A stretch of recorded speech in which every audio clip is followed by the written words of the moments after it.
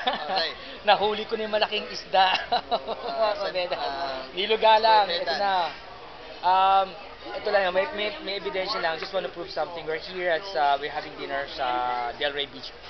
It's a city here in Palm Florida. Beach, Florida. South of Florida. At least sabi nga ni Rainy, si Rainy Vitanzo, hindi na ako nag-iisa sa Florida. Although si De Guzman is from the West Coast so medyo tatawagan namin siya next time.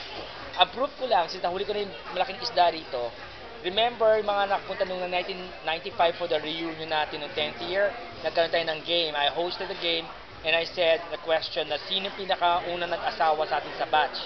So it was a fight pinaglalaban between Nilo Galang and Crispo Silva.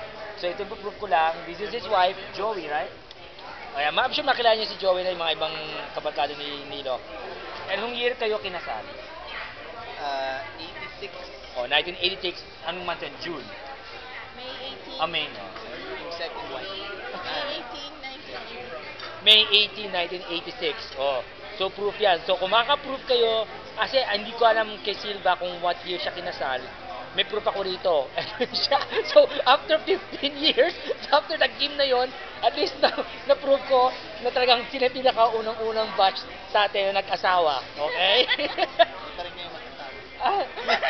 Ngayon, magme-message na lang kami kung sakali yung i-video nyo to. And anyway, siguro i-YouTube ko naman to.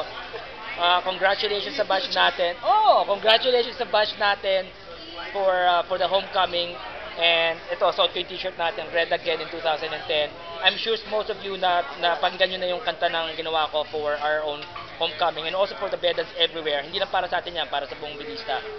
And good luck. Wish we were there. Kaso may mga nais akong papel dito so I can make it. Same as them. Ewan ko anong rason nyo bakit hindi kayo pwede. Hindi? Walang pera. Walang pera. So, ito na si Nilo, si Respect. Kung anong pabati mo? Susunod na reunion. Kailan I'll yun? try to make it.